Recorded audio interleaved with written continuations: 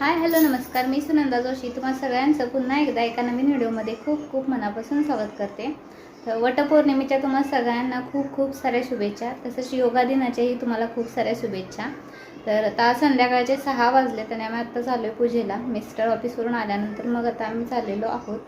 So तयार झाले मी व्यवस्थित अशी, आणि पिल्लू पण आमची मस्त अशी तयार झाले। त्यानंतर बाकी तयारी देखील मी सगळी करून ठेवले आणि आता निघणार आहोत आम्ही। चला तर मग तुम्ही पण।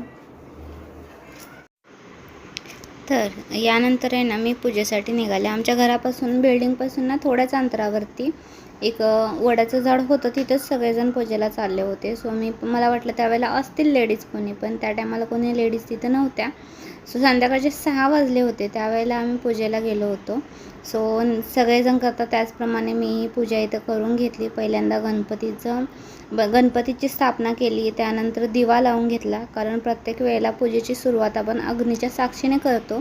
त्यामुळे दिवा वगैरे लावून घेतला, अगरबत्त्या लावल्या, आणि इथं वारं होतं ना त्यामुळे दिवा मात्र पटकन पेटतच नव्हता। सो त्याच्यामध्ये खूप सारा वेळ माझा गेला दिवा पेटवण्यातच। आणि त्यानंतर मग बाकी देखील पूजा ज्या पद्धतीनं केली जाते त्याच पद्धतीनं मीही केली।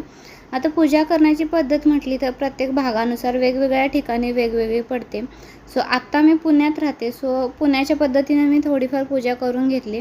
आमच्या इकडं काय केलं जातं ना, 5 फळं, म्हणजे आता ह्या सीझनची जी काही फळं असतात, जसं जांभूळ असतं, फणस असतात, किंवा आणखीन काही करवंद वगैरे असतात ना, ती अशी करून केळी वगैरे 5 फळं घेऊन ना पूजा केली जाते। पण मला इथं ना फणस वगैरे अवेलेबल नाही झाला, त्यामुळे मी काय केलं, मग इकडं मी बघितलेलं होतं की आंबा आणि गहू हे करून देखील ओटी भरली जाते। सो मी देखील ना त्याच पद्धतीनं इथं ओटी भरून घेतलेली होती।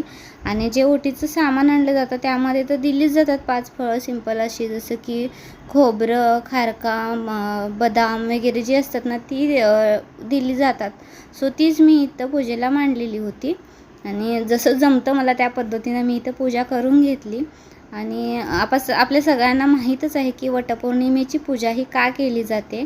सो आता कारण तर सगळ्यांनाच माहिती आहे, पण पूजा करण्यासोबतच आणखीन एक गोष्ट मला असं वाटतं की आपल्या सगळ्यांना माहिती असली पाहिजे, आणि याच्याकडे आपण सगळ्यात जास्त लक्ष देणं गरजेचं आहे।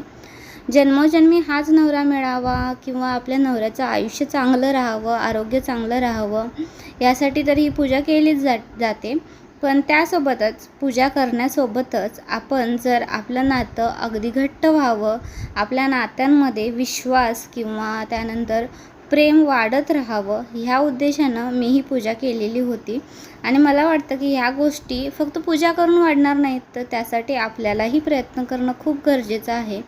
म्हणजेच वटपौर्णिमेची पूजा करण्यासोबतच तुम्ही तुमचं नातं कसं घट्ट होईल, किंवा तुमच्या नात्यामध्ये तुम्हाला विश्वास कसा दृढ करता येईल, याकडेही आपण लक्ष दिलं पाहिजे असं मला वाटतं। आणि इथं ही पूजा करून झाल्यानंतर सगळ्या शेवटी मग मी काय केलं, इथं वडाला प्रदक्षिणा देखील घेतल्या।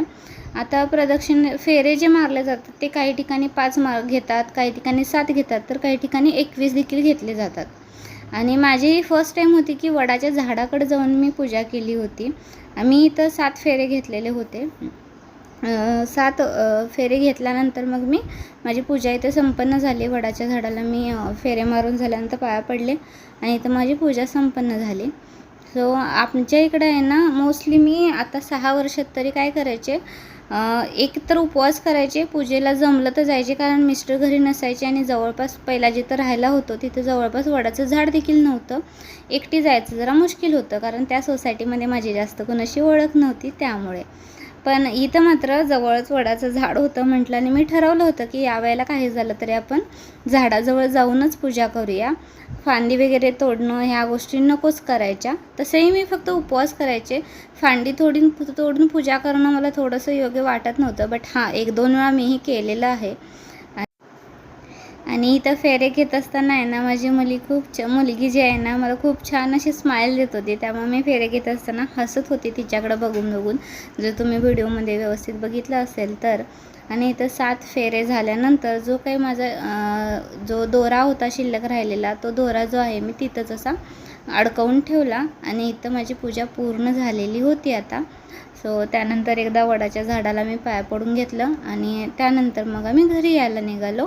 सो घरी आलो आम्ही परत आणि त्यानंतर मात्र आहे ना, माझी मुलगी होती की तिला आईस्क्रीम खायचा होता, कारण ती खूप छान तयार होऊन गेली होती आईस्क्रीम खायचं म्हणून.